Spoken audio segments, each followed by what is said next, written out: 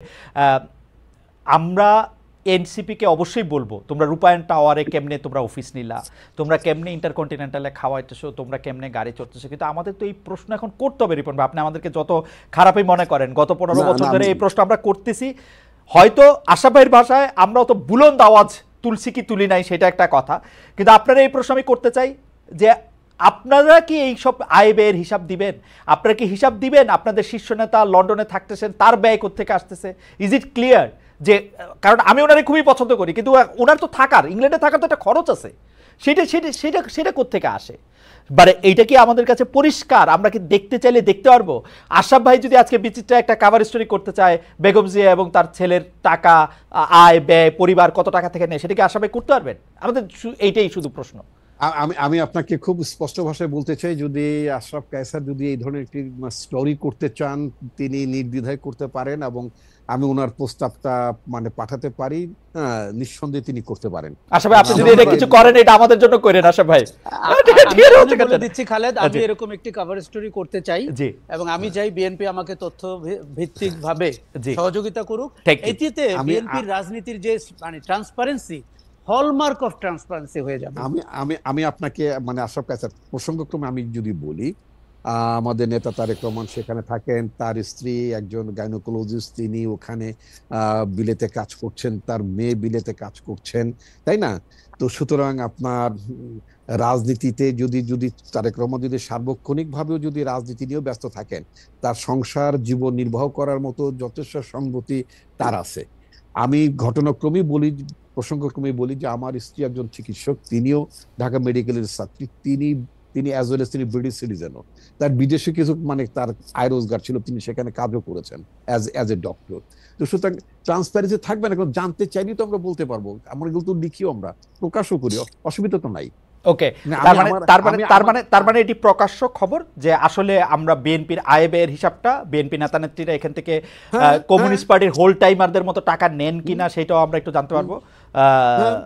আচ্ছা খালেদ, আমি আপনাকে আপনার অনুষ্ঠানের মাধ্যমে বলতে চাই, গত 2 বছর তো আমার স্ত্রী আমার সংসার টেনেছেন। আমরা ভাবি সম্পর্কে একটু জানি, সুতরাং সেটা উনার হয়তো আপনাকে টানা শুধু না, আমাদেরকে আপ্যায়ন করে খাওয়ানো সেটা আছে, কিন্তু সেটা বিএনপির ক্ষেত্রে আমরা এটা একটু পরিষ্কার জানতে চাই। আরেকটা কথা হচ্ছে যে এইটা যেহেতু একটা শেষ পর্যায়ে, আপনার কথা শুনে আমরা একটু আশা ভাইকে শুনে আমরা আজকের অনুষ্ঠান এখানে শেষ করতে চাই যে আমরা যতটা ট্রান্সপারেন্সি এনসিপির কাছ থেকে আশা করি, সেই প্রত্যেকটা বিষয়ে যে রাজনৈতিক সংস্কারের কথা আশা ভাই প্রশ্নটা তুলেছিলেন, যে আপনাদের রাজনৈতিক অবস্থান, আদর্শগত অবস্থান, পার্টির ভিতরে গণতান্ত্রিক অবস্থান, পার্টির আয় ব্যয়, যেগুলি আমরা এনসিপির কাছ থেকে জানতে চাচ্ছি, সেগুলি আপনারা আমাদেরকে দিবেন কিনা, ওই স্বচ্ছতা, ওই জবাবদিহি আমরা পাবো কিনা? নিঃসন্দেহে বিএনপি প্রস্তুত। বিএনপি এই ট্রান্সপারেন্সি বিশ্বাস করে। আরেকটা কথা আপনার মাধ্যমে বলতে চাই, যে নতুন রাজনৈতিক বন্দোবস্তের কথা ছেলেরা যে 24 সালের অগাস্টের পর থেকে বলা শুরু করলেন, এই নতুন রাজনৈতিক বন্দোবস্ত কিন্তু বিএনপি একটা পুরনো পার্টি হিসেবে বিএনপি কিন্তু নতুন রাজনৈতিক বন্দোবস্তের দিকে এগুচ্ছে।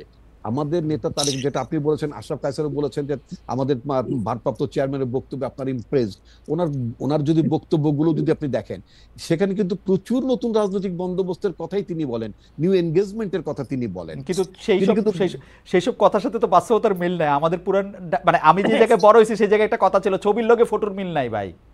হ্যাঁ, ছবির লগে ফটোর মিল নাই, এটা ঠিক। যে আমার না, হ্যাঁ রাইট, আপনার সাথে আমি মানি। এখন আমার নেতা এই কথা বলছেন, কোনো ক্ষেত্রে যদি সেটা আমি অনুসরণ না করি, তার জন্য তো আমার নেতার রেসপন্সিবল। কিন্তু নেতা যখনই জানছেন, তিনি কিন্তু ব্যবস্থা নিচ্ছেন। নাহিদ বাসে চড়ে, সার্জিস 135 গাড়ি লিয়ে চড়ে, তাহলে আর আমরা তাদের দোষ দিব কেমনে? না, আমি নিজেও তো বাসে চড়ি, তো হোয়াটস রং?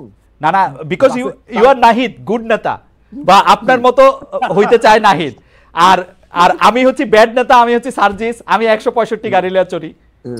আমি এখন এলাকায় গেলে একটা গাড়ি দিয়ে যাই, পেছনে কোনো গাড়ি থাকে না। ঠিক আছে রিপন ভাই, আমার মনে হয় যে আপনি অনেকগুলি বিষয়ে আসলে আমাদেরকে পরিষ্কার করেছেন। আপনার একটা স্বচ্ছ এবং জবাবদিহির অবস্থান আপনার সবসময় ছিল, এখনো আছে। আমি আশরাফ ভাইয়ের বক্তব্য দিয়ে আমি এটা শেষ করতে চাই আজকের অনুষ্ঠানে। আমরা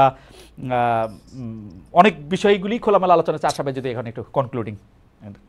ইতিহাস আমাদেরকে একটা বড় সুযোগ দিয়েছে আমাদের পুরো রাজনীতিকে রিব্র্যান্ডিং করার। হাসিনা পালিয়ে গেছে, এটা অতীত। আওয়ামী লীগকে মাইন্ডসেট থেকে না দেখে বাস্তবতায় দেখলাম সেটি আমাদের জীবন থেকে বেরিয়ে গেছে। দেখুন, বিএনপি মতো দল বা জাতীয় নাগরিক পার্টি রিব্র্যান্ডিং বলতে আমি কিন্তু পলিটিক্স ইটসেলফকে রিব্র্যান্ডিং করার কথা বলছি। শোনেন, এখন রাজনীতি বলে বাজারে আমরা যেটি দেখি সেটি অপরাজনীতি। এটি দলগুলোকে মেনে নিতে হবে। এটি হচ্ছে চর দখলের রাজনীতি, মাস্তানির রাজনীতি, টাকা খাওয়ার রাজনীতি। এখন মানুষ এই রাজনীতিকে বিদায় দিয়েছে, নো বলেছে। আপনি সেই রাজনীতি নিয়ে এখনো 7 মাস ধরে বসে আছেন। এবং আশা ভাই আমি মাঝখানে শুধু একটা কথা বলি। আপনি দেখেন, মোহাম্মদ আসুজ্জামান উনি বলছেন আওয়ামী লীগের আয় ব্যয়ের হিসাব নিয়মিতভাবে থার্ড পার্টি অডিট হয়ে থাকে এবং নির্বাচন কমিশনে জমা দেওয়া হয়। খালেদ মহিউদ্দিন মিথ্যা বলছেন কেন? আমি সাংবাদিক হিসেবে দেখছি বাংলাদেশ আওয়ামী লীগের প্রত্যেকটা সংসদ সদস্য, প্রত্যেকটা আমি বাড়ায় কইলাম, ধরেন 99.99% সংসদ সদস্যর 1 কোটি টাকা থেকে তাদের 100 কোটি টাকা হয়েছে। তাদের কেউ মাছের ব্যবসা করছেন, কেউ ফুলকপি লাগাইছেন, কেউ বাঁশ কিনছেন, কেউ জানি কি করছেন, সেগুলির ব্যাখ্যা আছে। 1 কোটি থেকে 100 কোটি টাকা এগুলি নাকি নিয়মিত হিসাব করা হয় এবং এটা বলা হয়। আপনি বলতেছিলেন যে রাজনীতিগুলিকে প্রত্যাখ্যান করা হয়েছে। আমার কাছে তো মনে হয় বিএনপি এটা তো ওয়েট করতেছে এটার জন্য। আমাদের এইসব লোকগুলো মূলত দলদাস অথবা দলান্ধ, এবং তারা কিন্তু মুক্ত মনে, খোলা চোখে, খালি চোখে পৃথিবীকে দেখে অভ্যস্ত না। কাজেই দল বিএনপির জন্য, দেখুন বারবার কেন বিএনপির নাম বলছি, কেন এই যে ইতিহাসে সুযোগ পেয়েছে দলটি তার ক্লিনজিং করার, তার দূষিত রক্ত বের করে দিয়ে তার সঞ্চালনে নতুন রক্ত ঢোকানোর, এটি যদি সে 7 মাসে না নিয়ে থাকে, আগামী 10 মাসে না নিয়ে থাকে, এর জন্য যে প্রায়শ্চিত্ত বিএনপি করবে সেটির আপনি আর আমি যদি বেঁচে থাকি আমরা দেখব। জাতীয় নাগরিক পার্টি, আপনি বাংলাদেশের ইতিহাসে মানে জাসদের জন্মের পরে এই প্রথম কোনো দল মাঠ থেকে উঠে এসছে। আমি সেই দিন মানিক মিয়া এভিনিউতে তাদের অনুষ্ঠানে গিয়েছিলাম, আত্মপ্রকাশ অনুষ্ঠানে।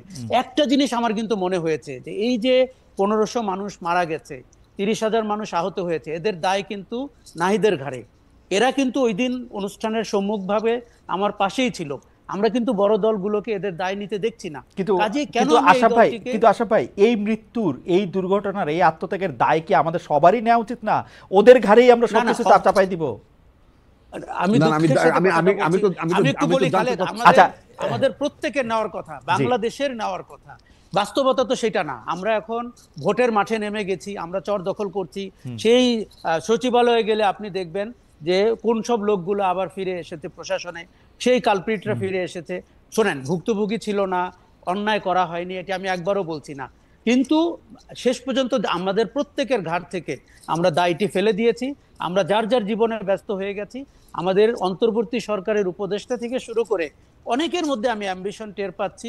তারা পদ পদবি দখল করেছেন, তারা সারা জীবনে যা করতে পারেননি এখনই তা করে ফেলার চেষ্টা করছেন। এবং আমি বলবো এটি ভয়ঙ্কর।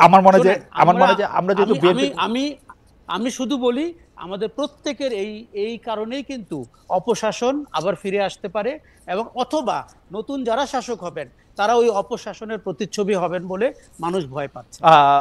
যেহেতু বিএনপির কথা বারবারই আসলো, রিপন ভাই আপনি এইবার তাহলে এটা শেষ কথা বলে দেন 1 মিনিটে। আপনি বলতে চাইছিলেন না, আপনি যেটা বলছিলেন যে মানে দায় বলতে বোঝাচ্ছে যে যারা আপনার 24-এর আন্দোলন যারা মানে শাহাদত বরণ করলেন, পঙ্গুত্ব বরণ করলেন, তাদের দায় এনসিপির কাঁধে শুধু যাবে কেন? বড় রাজনৈতিক দল হিসেবে নিঃসন্দেহে এইটার দায় তো বিএনপির কাঁধেও, তাই না? এবং সমগ্র রাষ্ট্রের আমাদের সবার কাঁধে এর দায় আছে, এবং এই দায় আমাদের সবার শোধও করতে হবে, এটাও সত্য কথা। আমরা যদি সেটা করতে না পারি, তাহলে এই বিপ্লব, এই অভ্যুত্থানের চেতনা যদি মার খায়, তাহলে বাংলাদেশ ভীষণভাবে হোঁচট খাবে। তো আমি বিশ্বাস করি যে বাংলাদেশ নিঃসন্দেহে পিছিয়ে যাবে না, বাংলাদেশ এগিয়ে যাবে। এবং আমাদের নেতা তারেক রহমানের নেতৃত্বে আমরা যে একটা নতুন যে রাজনৈতিক বন্দোবস্তের কথা বিভিন্নভাবে আমরা বলছি, এবং আমরা নিঃসন্দেহে যদি দেশ পরিচালনার দায়িত্ব পাই, আমাদের সম্পর্কে যত নেতিবাচক মানে প্রচারণা হোক না কেন, আর মিডিয়া ট্রায়ালের সম্মুখীন হই না কেন, আমরা নিঃসন্দেহে আমরা অবশ্যই প্রচারণা এবং মিডিয়া ট্রায়াল চলতে থাকবে। রিপন ভাই, আমরা আপনাদেরকে দেখতে থাকবো।